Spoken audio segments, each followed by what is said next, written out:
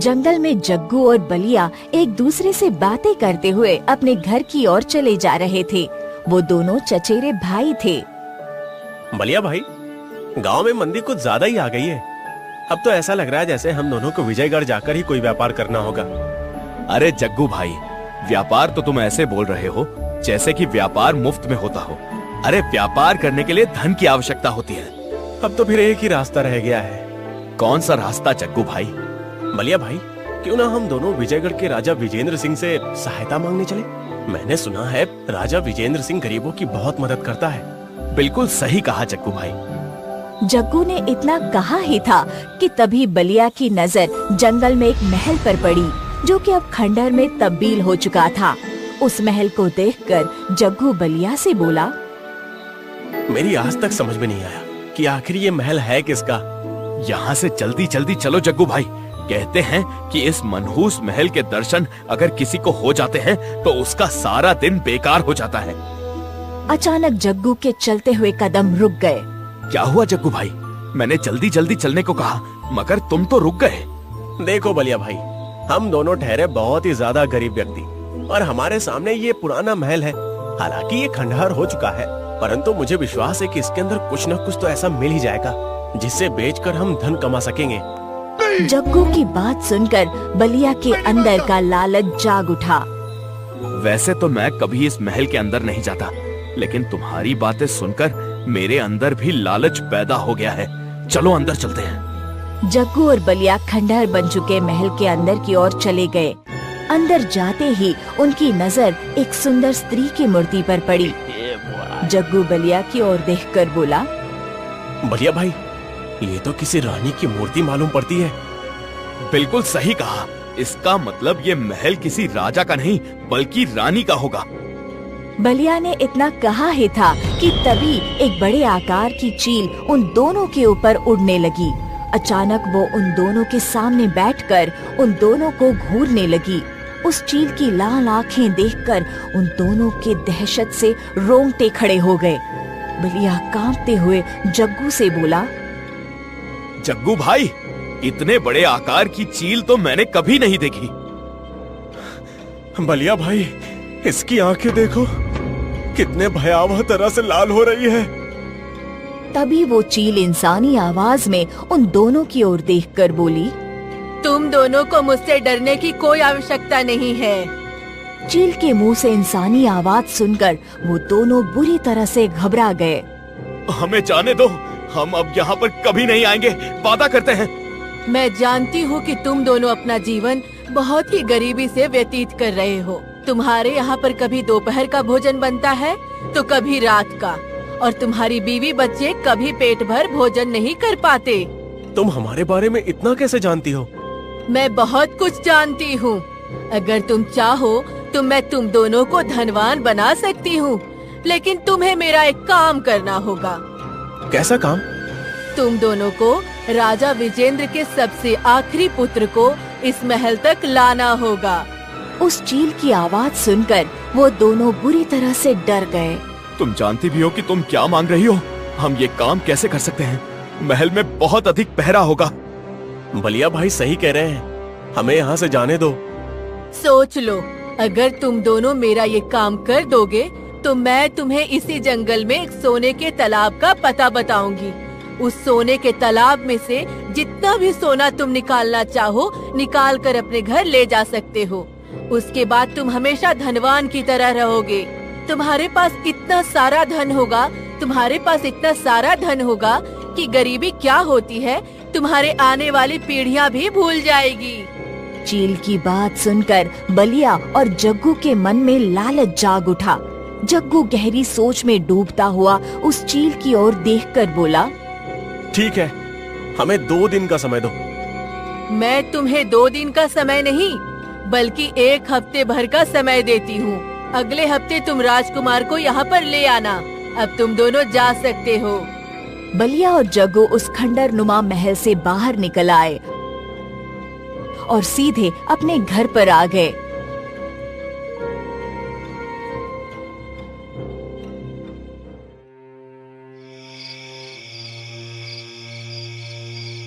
उन दोनों का परिवार एक ही घर में रहता था। जग्गू बलिया की ओर देखकर बोला, बलिया भाई, मुझे तो नींद आ रही है, हम सुबह इस बारे में चर्चा करेंगे। इतना बोलकर बलिया अपने कमरे में सोने चला गया, मगर बलिया के दिमाग में अब भी वो घटना चल रही थी। बलिया का घबराया हुआ चेहरा देखकर उसकी पत्नी आरती उससे बोली, क्या बात है जी, आपके चेहरे पर चिंता की लकीरें क्यों झलक रही हैं? और आप इतने घबराए हुए क्यों हैं? बलिया अपनी पत्नी को सारी घटना बताते हुए बोला, तुम ही बताओ आरती, हमें क्या करना चाहिए? उस महल की तरफ दोबारा मुड़कर नहीं देखना चाहिए। कहीं तुम वास्तव में राजा विजेंद्र के सबसे छोटे पुत्र राजकुमार अशोक का अपहरण करने की तो नहीं सोच रहे? सच बताऊं आरती, तो मैं कुछ ऐसा ही सोच रहा हूँ। आखिर हम कब तक गरीबी में अपना जीवन व्यतीत करते रहेंगे? कब तक हमें भूखे पेट सोते रहना होगा? तो क्या इसके लिए तुम राजकुमार का अपहरण करोगे? पता नहीं वो रहस्यमय चील राजकुमार के साथ क्या करेगी। मुझे तो बहुत डर लग रहा है। डरने से पहले एक बार अपनी 15 वर्षीय पुत्री कमला को भी देख लो।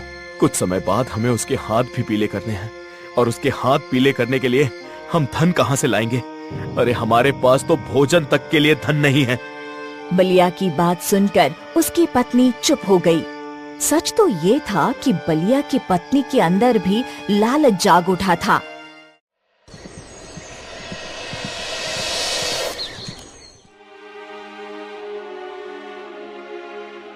अगले दिन बलिया जग्गू की पत्नी विमला से बोला, क्या कल रात जग्गू ने तुम्हें कुछ बताया था? हाँ बताया था, और मैं तो झट से हाँ कर दी। मुझे लगता है कि तुम दोनों को अभी से ही राजकुमार अशोक का अपहरण करने की योजना तैयार करनी प्रारंभ कर देनी चाहिए। कुछ देर बाद बलिया और जग्गू घर से बाहर निकल आए। बलिया जग्गू से बोला, जग्गू भाई, हमारी दोनों पत्नियां तो बड़ी आसानी से तैयार हो गई, लेकिन हम दोनों राजकुमार अशोक का अपहरण करेंगे कैसे? चिंता मत करो बलिया भाई, मेरी पत्नी बता रही थी कि राजा वीरेंद्र का सबसे छोटा पुत्र राजकुमार अशोक सिर्फ 5 वर्ष का है, और राजकुमार अशोक को एक दासी दोपहर के समय मंगल के बाहर बगीचे में खिलाने के लिए ले जाती है। हमें सिर्फ चुपके से नजर बचाकर 5 वर्षीय राजकुमार को उठा लेना है। बलिया और जग्गू बातें करते करते विजयगढ़ सीमा में प्रवेश कर गए और बड़ी चालाकी से महल के बगीचे में घुस गए। तभी उन दोनों ने देखा कि एक दासी राजकुमार को घास में बिठाकर दूसरी दासी से बातें कर रही थी। उन दोनों ने बड़ी ही चालाकी से राजकुमार अशोक को उठा लिया और राजकुमार को लेकर सीधे उस जंगल की ओर आ गए, जहां वहां पर खंडहर नुमा महल बना हुआ था। वो दोनों राजकुमार अशोक को लेकर जैसे ही उस महल के अंदर घुसे, तभी वो चील उड़ती हुई उन दोनों के सामने बैठ गई। मुझे विश्वास था कि तुम दोनों ये काम कर सकते हो। हमने तुम्हारा काम कर दिया, अब तुम हमारा काम करो। हाँ, हमें उस सोने के तालाब का पता बताओ। जग्गू ने इतना कहा ही था कि तभी उस चील ने अपने मुंह से एक हीरा निकाल दिया। वो हीरा बुरी तरह से जगमगा रहा था। चील उन दोनों की ओर देखकर बोली, इस हीरे को उठा लो। रात के समय ये हीरा अपनी जगमगाती हुई किरणों से तुम दोनों को उस जादुई सोने के तालाब की दिशा बताएगा। अब तुम जा सकते हो। बलिया और जग्गू हीरे को लेकर खुश होते हुए महल से बाहर निकल गए। अंधेरा छा चुका था। वो दोनों कुछ ही दूर चले थे, तभी उस हीरे ने चमकना शुरू कर दिया। वो दोनों हीरो की चमकती हुई किरणों की दिशा की ओर चलने लगे। कुछ घंटे बाद उन्होंने अपने आप को एक सुंदर सोने के तालाब के समीप पाया। उस सोने के तालाब में सोने के बर्तन से लेकर सोने के सिक्के तक तैर रहे थे। सोने के तालाब को देखकर बलिया चीखते हुए जग्गू से बोला, अरे वाह जग्गू भैया, हम तो धनवान हो गए। सही कह रहे हो बलिया भैया, इतना सोना तो मैंने कभी सपने में भी नहीं देखा। अब देर मत करो, जितनी जल्दी जितना सोना उठा सकते हो उठा लो। बलिया और जग्गू ढेर सारा सोना उठाकर सीधा अपने घर की ओर ले गए।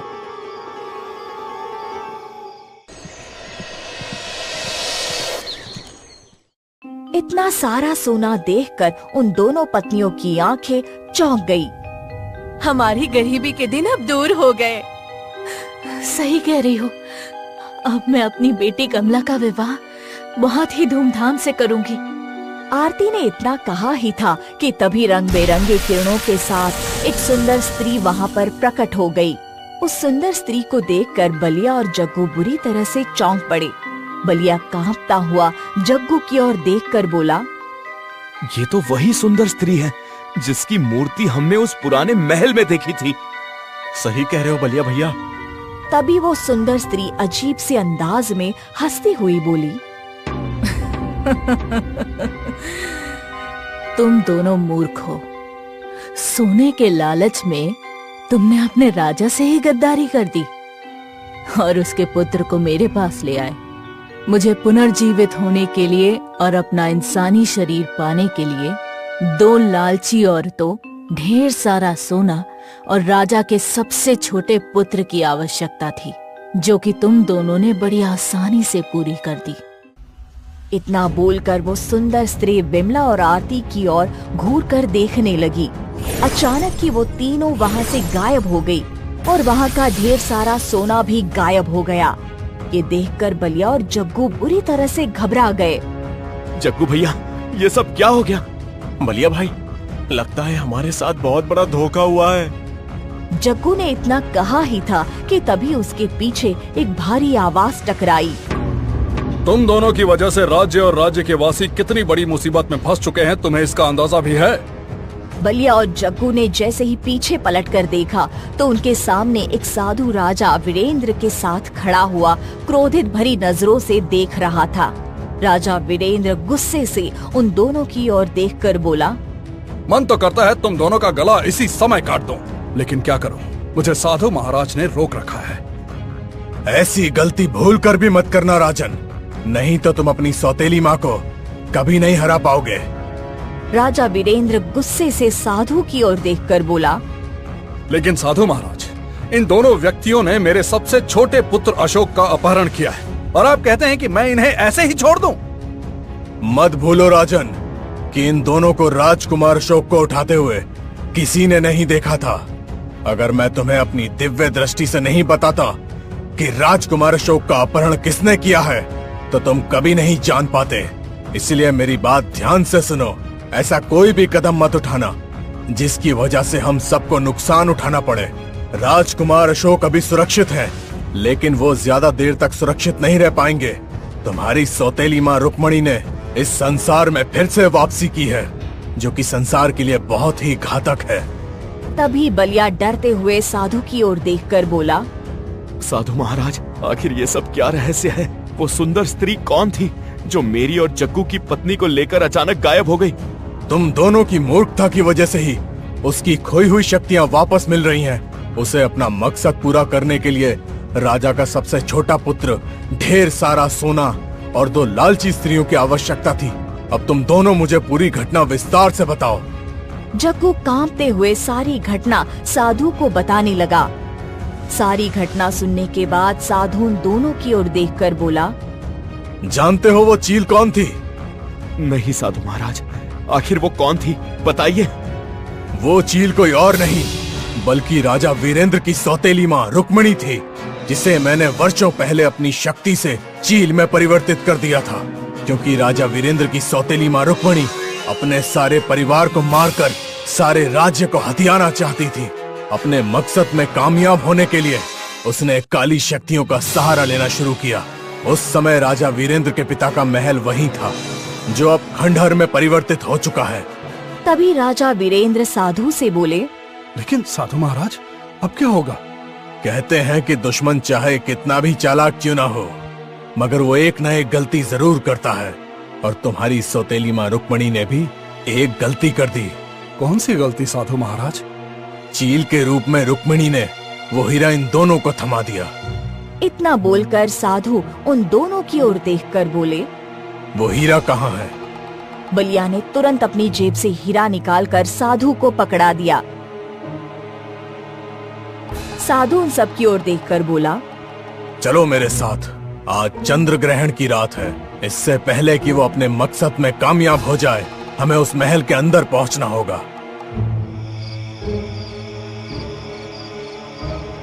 कुछ ही देर में वो सब महल के अंदर खड़े हुए थे। तभी राजा वीरेंद्र की नजर 5 वर्षीय राजकुमार अशोक पर पड़ी, जो कि जमीन पर बेहोश पड़ा हुआ था और एक चील राजकुमार को घूर रही थी। राजकुमार के अगल बगल में ढेर सारा सोना भी पड़ा हुआ था और उसी सोने के ढेर पर बलिया और जग्गू की पत्नियां बेहोश पड़ी हुई थी। राजा वीरेंद्र अपने पुत्र की ओर जैसे ही आगे बढ़ा, तभी साधु चीखते हुए बोले, आगे मत बढ़ना राजन, वो कोई साधारण चील नहीं है। तभी वो चील अपनी लाल आँखों से साधु की ओर देखते हुए बोली, तो तू यहाँ तक आ गया साधु, लेकिन अब तेरी कोई भी चाल कामयाब नहीं होने वाली। कुछ ही देर में चंद्र ग्रहण हो जाएगा। चंद्र ग्रहण होते ही मैं अपनी चोंच से इन सब की आंखें निकाल कर खा जाऊंगी। उसके बाद जादुई तालाब की इन सोने की किरणों से दोबारा अपनी इंसानी शरीर में आ जाऊंगी। फिर तू मेरा कुछ नहीं बिगाड़ सकता। साधु चीखते हुए चील की ओर देखकर बोला, चंद्र ग्रहण होने में अभी कुछ समय बाकी है रुक्मणी, तेरी एक कमजोरी मेरे पास है। इतना बोलकर साधु ने वो हीरा निकाल लिया। साधु के हाथ में हीरा देखकर रुक्मिणी बुरी तरह से क्रोधित होते हुए बोली, गलती हो गई, बहुत बड़ी गलती हो गई। बुरा इंसान कितना भी चालाक क्यों ना हो, लेकिन कोई ना कोई गलती जरूर करता है। मैं जानता हूँ इस हीरे में तेरी जादुई शक्तियाँ हैं और इसी हीरे में तेरी जान बसती है। वर्षों पहले जब मैंने तुझे चील के रूप में परिवर्तित किया था, तब मैंने इस हीरे को बहुत तलाशा था, लेकिन मुझे नहीं मिला। लेकिन आज मुझे इन 2 मूर्खों से पता चला कि ये हीरा तूने अपने पेट के अंदर रखा हुआ था। मैं जानता हूँ कि आज चंद्र ग्रहण के बाद ये हीरा किसी भी काम का नहीं होगा, लेकिन इस समय ये हीरा तेरी जान जरूर ले सकता है। तभी वो चील क्रोधित अवस्था में तेजी से उड़ती हुई साधु के पास पहुंची ही थी कि अचानक साधु ने पूरी शक्ति से उस हीरे को जमीन पर पटक दिया। हीरे के चकनाचूर होते ही अचानक उस चील के पर खच्चे उड़ गए और वो सोना वहाँ से गायब हो गया। आरती और विमला को होश आ गया। वो दोनों हक्का बक्का नजरों से इधर उधर देखने लगी। राजा वीरेंद्र दौड़ते हुए अपने बेटे पुत्र राजकुमार अशोक के पास पहुँच गया। बलिया और जग्गू राजा वीरेंद्र की ओर देखकर बोले, हमें क्षमा कर दीजिए राजन, ये सच है कि लालच ने हमें अंधा कर दिया था। इस महल के अंदर प्रवेश करने से पहले हम आपके ही पास मदद के लिए आने वाले थे महाराज, लेकिन हम चील की बातों में आ गए। साधु मुस्कुराते हुए राजा की ओर देखकर बोला, इन दोनों को क्षमा कर दो राजन, इनकी गलती की वजह से ही तुम्हारी सौतेली मां रुक्मणी आज नरक में पहुंच गई, वरना भविष्य में कभी ना कभी वो किसी न किसी को अपना मोहरा जरूर बनाती। राजा वीरेंद्र ने उन दोनों को क्षमा कर दिया और ढेर सारा धन भी